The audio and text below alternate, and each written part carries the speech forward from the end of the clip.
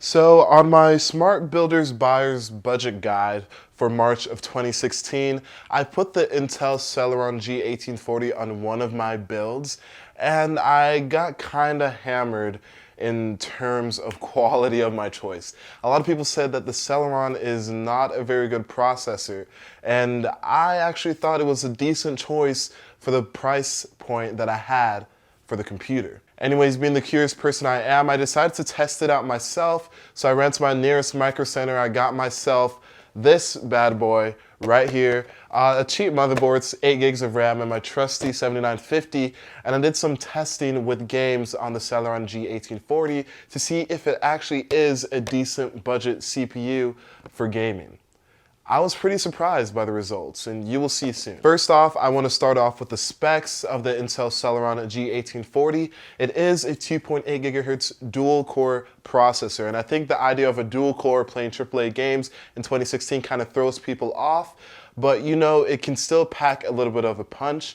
It has 2 megabytes of L3 cache, 512 kilobytes of L2 cache. It is also a 53-watt processor, has no hyper-threading whatsoever. So my thoughts going into this, I thought that the Celeron would actually be half decent, that I would get somewhere between 30 and 40 FPS for a lot of the games that I play at 1080p, medium to high settings with the 7950, but I was actually kind of off in terms of quality and performance of this CPU. In CRYSIS 3 medium settings, no AA. My maximum FPS was 67, my minimum was 21, and my average, check this out, was 54.483.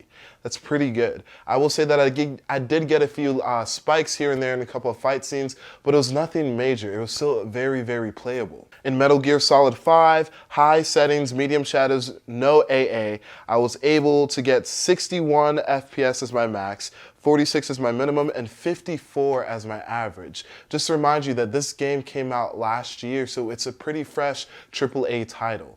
In Civilization 5, which is a bit heavier on the CPU, max settings, 2 times AA, I was able to get 79 maximum, 44 minimum, and 58.08 average on this CPU. That is very close to having a solid 60 frames per second experience on something that only costs you $35. On Grid 2 Ultra settings, I was able to get 86 maximum, 45 minimum, and an average of 60.05. I will say Grid 2 was completely buttery smooth. I did not experience any lag spikes, and anything that dropped below 60 or 50 FPS was not very noticeable. And lastly, in SMITE, of course I have to put SMITE in there, my favorite game. Max settings, full AA, no VSync. I got 78 maximum, 33 minimum, and 52.9 average. Very, very smooth as well. So what is the verdict for the Celeron G1840? Well, as you can see by the benchmarks, it is a very capable processor at a very low price.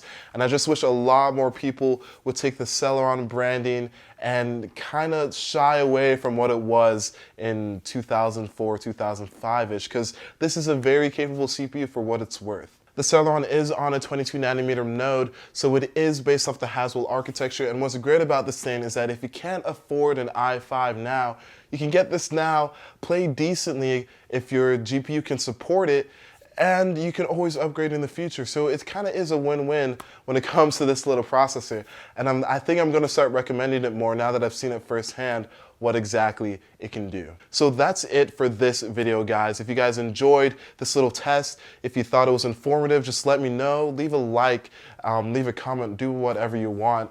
Leave a dislike if you even want to. But if you loved the video, please be sure to subscribe. If you liked it, leave a like. And if you thought it was very informative, be sure to share it with your friends and everybody else that thinks Celerons are the worst thing to happen to mankind. I'll catch you guys later. Peace out.